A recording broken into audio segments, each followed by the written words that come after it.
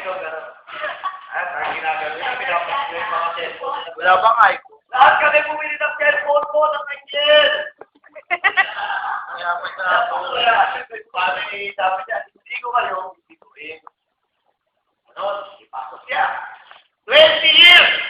47. Ay, 45. Oo. Opo, kaya. Kahit nangako siya, so paglabas niya, kung sino yung buhok niya, 47? Over ka? Wala pa yun! Stress eh. Stress, frustrated pa. Dapat ka makakapapigal sa umukot. So, lumabas na siya. Sabi na, ang kapalin po, ang kapalin ng bigote niya, pati yung buhok niya sa naligili, makapalin. Ang buhok niya, tumitigil sa gano'n. Wala siyang oras para Sinaliligo. wala siyang oras para sa sarili niya. Ew. Dahil sa kasi tinawagan, bago siya lumabas, tinawagan siya ng tumapa. Bawo mo po? Daniel, totoo na ba naman ako? Paglabas ko po, sakto makita po ito.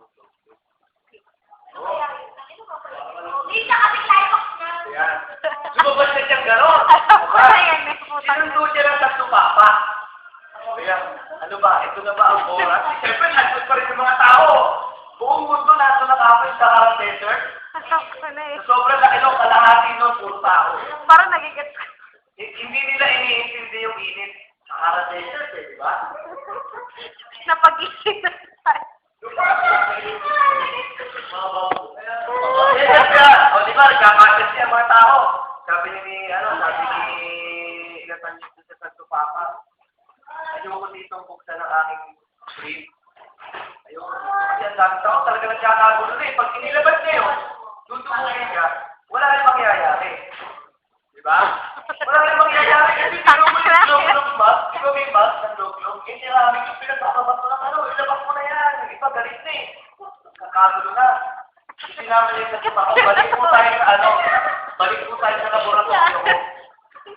Balik po tayo sa laboratorio ko. Tapos so yung iba, takdo mo, ay nasa gitna, bumukas na gano'n.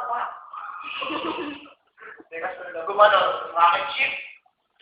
Rocket ship, kasama na sa tumapa. Kasi ayaw nila nung buksan yung ayaw nila nung buksan yung Pero buong mundo, nakikita yun, meron silang mga live via satellite.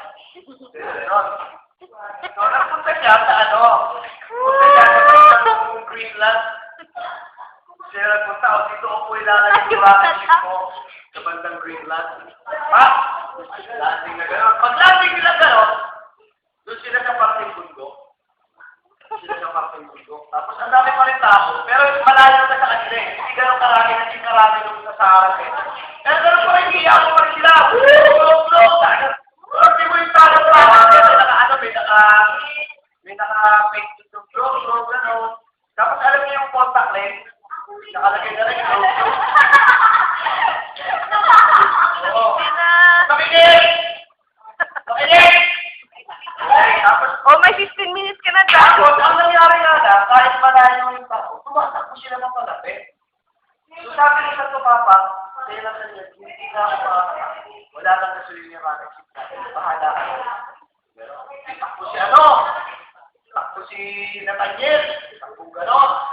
So, ang layo na rin sa tao. Sabi niya, teka lang. Ito na yung sabi niya sa sarili niya, sana na mag-isa isa. Galing ko sa rocket ship, may lumabas na, isang malaking taon. Sinlaki na, Mount Everest. Diba ako? Sinlaki na Mount Everest. Binuksan niya yung kahon. Lumabas, ako na naman. Sinlaki na siya ng Mount Apo.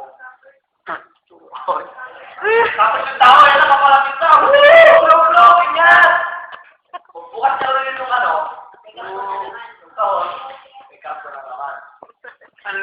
Salakay.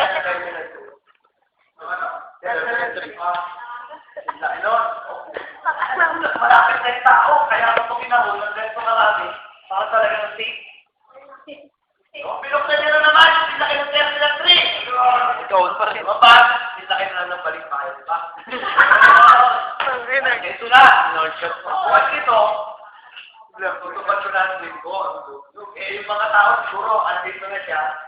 Tapos ando na lang, tao sa pagtawid ko ng Avenue. Eh, tatakuha. Eh, kung tayo, nagbababato pa lang po ano-ano.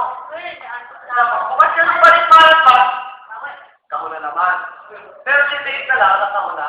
Posto. Eh, yung pinatatayuan niya, halimbawa ito, yung cliff, alam niyo yung cliff, dagat na dyan eh, so hindi na siya makakatakbo. Pero sabi niya, ito, tamang-tama yung sulang ako. Para sa tipo, binuksan niya ngayon yung nauna na posto. At yung tao, at yung tagig. Ito na. At lumabas, patugtugig.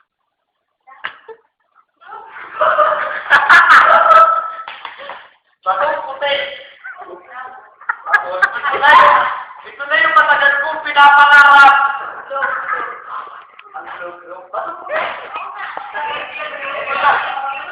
Log-log. Binato niya gano'n sa bata. Pa! Pagtaka na log-log.